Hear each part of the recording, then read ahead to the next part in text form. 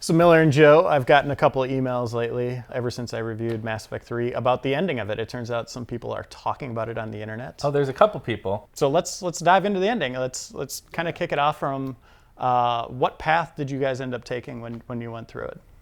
I ended up running right down the middle of that path at the end and jumping into the big stream of energy. So I got what people are calling the green ending, where everything sort of, there's some sort of weird future where synthetic and organic life is able to combine, which I found to be really satisfying in the way that a lot of classic sci-fi movies are. It was the thing that most struck me about criticism of the game. I don't know how you can like a lot of science fiction then, because there is so much science fiction that has these sorts of like inconclusive endings where you don't really know exactly what happened and you don't know how things turned out, but you get some sort of glimpses and you're meant to draw your own conclusions. What's interesting about the green one, to me anyway, is that like if that had been the one that I had done first, I think I would have been a lot more upset about the ending than I ended up being. Because like, if you go through on the blue side, most of the same stuff happens, but the sort of resolution that you get is that, you know, ultimately Shepard won the fight. And that's the good ending in the sense of Shepard sacrifices himself to basically become like the Borg, become the queen king of this alien species and send them away, and for however how long. That's the point where it's still open to debate is, are they really gone? Right, or are they just going to turn and come back? At the same time, the green ending is where you start to get into the sort of weird, like, okay, so I guess everyone's kind of like a cyborg or something now? A lot of the frustration people have about the conclusion is that, oh, they're exactly the same. It's just cinematics that have been slightly changed. Mm-hmm. But I don't know. For me, the tone of those different endings, those different like colors of light and what they do to the people on those planets subsequently, I think makes a big difference in my own mind space about how everything turned out. Yeah, I'm right there with you. In terms of like all the Reapers living and still existing in the universe, opposed to them dying, those are very different outcomes. Yet, I think people are upset because it used the same game assets to a certain degree, right? Right. Like you just saw them falling or taking off. There's the fact that like, okay, mass relays, no matter what ending you choose, red, blue, or green, the mass relays are destroyed. Are they? I thought there was one where they survive. They are always destroyed. Okay. So, that means that all of the fleets who had gathered for that assault on Earth are basically stuck in the Sol system. Exactly.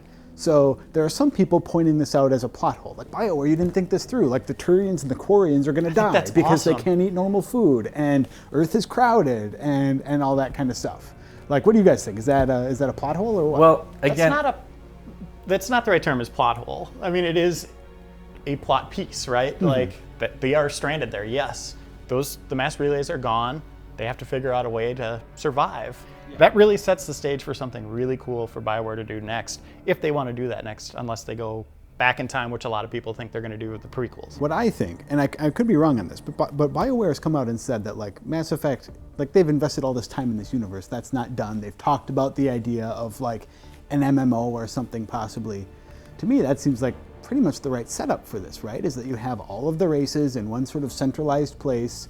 It's not like the whole galaxy's open to you. You've just got maybe some solar systems. Maybe they're slowly like, I don't know, like rebuilding the Citadel or rebuilding the mass relays or something like that. That, you know, maybe that's their way into a sort of post-Mass Effect 3 universe. You could also look at it as, you know, in Mass Effect 2's DLC, The Arrival, you know, when that asteroid hit the mass relay, it caused kind of a supernova effect that destroyed that galaxy, right? Or that solar system. That solar system, yeah. I mean, that could have ended up happening as all those relays went down too. They left it open for that. I mean, is Earth and all that stuff just gone? Right.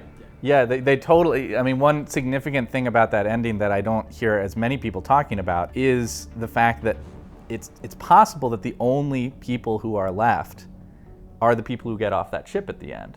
The assumption being that, you know, if you read between the lines and if you kind of like assume that there was a passage of time, you say that Joker went down, got some people, we don't know exactly how many of the crew, but got some people off of Earth, sped away on his faster-than-light drive with the Normandy, got to the Mass Effect relay, and escaped to some other area of the galaxy before the the pulse, which is presumably moving at the speed of light, so a little bit slower, gets there, and then it hits the relay, and by that time he's already speeding away to try to find some sort of safe place away from where the explosion of these relays is going to cause destruction. Yeah. So that potentially he and the people that crash land on that planet sort of start the new galactic civilization. And I think that's what something. makes that post-credit sequence so powerful, is it shows life goes on and they are surviving and they are getting to a point where maybe they are getting advanced again. Whether it's them or it's some other or another hypothesis. cycle even, or Exactly. whatever. Yeah, I think it kind of shows how desperate people were for a different to not believe that what they had seen was the actual ending because they were disappointed in it, and that's the whole like indoctrination angle. Which, I mean, Miller laughs, right? No, I think it's fascinating that people put this together, and it's really well researched by the people that did it. And I don't believe in it. Maybe I'm more like a caveman in my thoughts, in that I shot elusive man, I made the ultimate sacrifice, the mass relays blew up, my crew survived. Yeah. The end.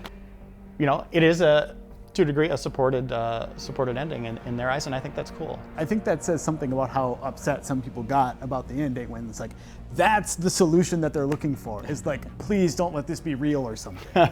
You know, I guess the problem with that is that it's incomplete in that sense. You know, then To a degree, yeah.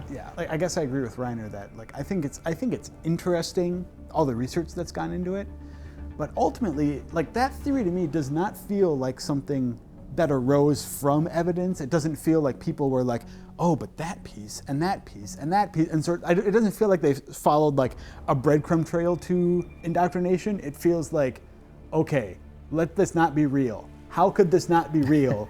And then it was sort of like retroactively sort of like uprooting pieces of evidence from the story to try and like, you know, hotwire a solution to it. But, you know, with that being said, a lot of the pieces do come together. Yeah, they do line up. And, you know, we do have, you know, at least one indoctrination supporter here in the office. So Who is that? Ben Hansen. One other question I want to bring up is obviously the child. You kind of begin the game with the child, and then you kind of end the game with the child. What are your thoughts on that and what that means? What it's kind of trying to communicate is that whatever this thing inside of the Citadel is above and beyond a lot of our perceptions, right? And so when it comes to the point of needing to communicate with the normal human, in this case Shepard, it takes on a vision that it detects in Shepard's mind or something And like it's something that. Shepard's has been meaning. thinking about a lot through the game, and they keep hammering that home through all those dream sequences.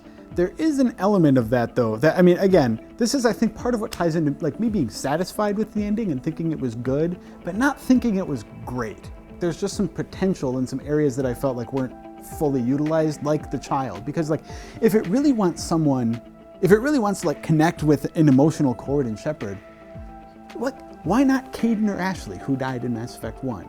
Why not any of the characters? Sucks. Well, okay.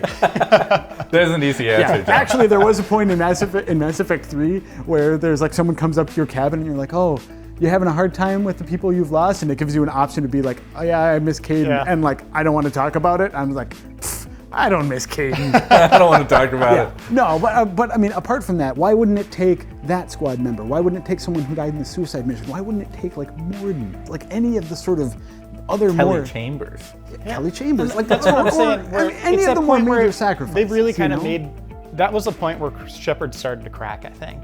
And I think they tried to hammer that home in the story, where it was after that point, it was a very different Shepard than you've seen in the first two games, where very emotional, right? I felt like the kid was emotionally important because BioWare wanted the kid to be emotionally important. Sure. And I feel like they could have done had the exact same resonance with it. Because I mean, they even use quotes from, you know, deceased party members and stuff during those dream sequences. I feel like it would have been more powerful to use characters that the players also have connected with, rather than just like Shepard, you know? Yeah, it's tricky though, because as writers at that point, you're trying to communicate a particular emotional sensation, right? Mm-hmm. And if you take any of those characters that we just mentioned, you are applying an emotional state about the way that the player feels about that character that may or may not be accurate. Whereas like the crafted structure of having it be this kid who nobody plays the beginning of the game and sees the kid die, thinks like, I hate that kid, he's stupid. You know, like I don't know. He didn't get out of the vents. Except even though Joe. he was like, "Come You're not here." factoring in a guy like Joe. well, except for Joe. But I mean, He's like, hey, dummy, don't go back in the vents. I guess to be fair, whether successfully or not, he's built as an emotional device to elicit a sense of like compassion and to be a sort of metaphor for all the loss that she has experienced, Right, which you right. couldn't really do with any other character. I don't know. I think you'd have a better shot of getting that sort of resonance with a character that's already been around versus like. But it would have to be a I just- static. I feel like it just didn't work with the kid. It wouldn't be a character then that you could have moral choices with. Because if you were like just evil to this person, it wouldn't make sense to have him be Right. this, Yeah, well, this okay, guy so at the that's end. why you don't do Caden, because no one's gonna. Caden's a bad idea. Ashley too, I think a lot of people hated her Yeah, too. yeah. But I mean, Ashley was a little better. no one this hates time, Morgan. but Everybody loves Morgan. Yeah, you can't hate Morgan. we'd be remiss to not like at least touch on the fact that like we don't know where BioWare is going to go I think moving that's- forward, right? That's what really makes it cool, though. You do have all these possibilities. You know, like maybe they do go back and do the beginning, or you know, what if Shepard is still in control of this thing and comes back and you're playing as Shepard again in the next game? You know, how cool would that be? And that's where they even go in a further sense. Then there's also the idea they announced that they would be doing, you know, some quote content initiatives to sort of patch the problems that people had with the ending, and we don't even know where they're going with that stuff necessarily. Yeah, I don't think they're going to change the endings. I think all the choice is going to remain. I think it's just going to maybe fill in some of those gaps, like Yeah, maybe. where people are, you know, they're calling them plot holes or Yeah. just lost time, or, you know, show what Joker is doing, show what Garrus and those guys are doing. I think everybody knew it was going to funnel up into some kind of point, but they just wanted something a little more. That the thing I heard a lot about was that reflected their choices throughout the game. Yeah. Very much like they kept citing, was it Fallout 3 that gave you just the text?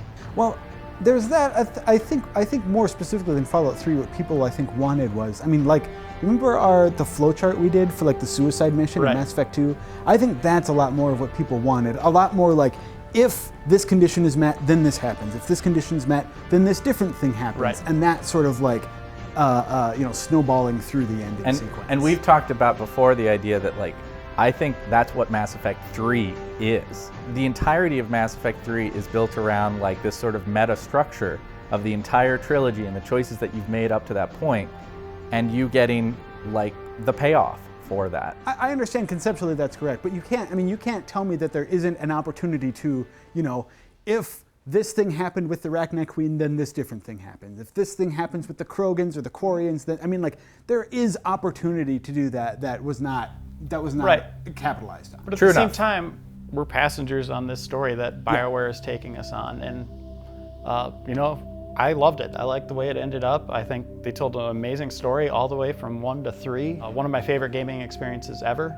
I think it's the most important series of our console generation. I think that more developers need to continue stories with your saves and the choices you made along the way if they have these planned trilogies.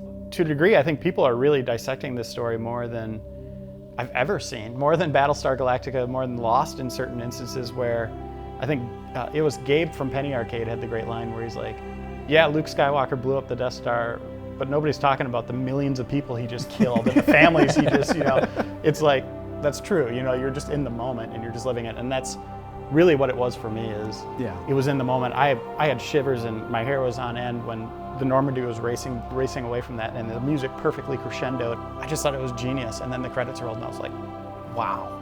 Yeah. And then I got that little bit at the end to make me even think more, and I loved it. Yep. And that's my opinion. Sorry it doesn't sync up with all yours, but that's my take on it, and I'm gonna keep that. You know, that's it for me, and I guess I'll see how ending 2.0 ends up, but To each their own. yeah, to each their own.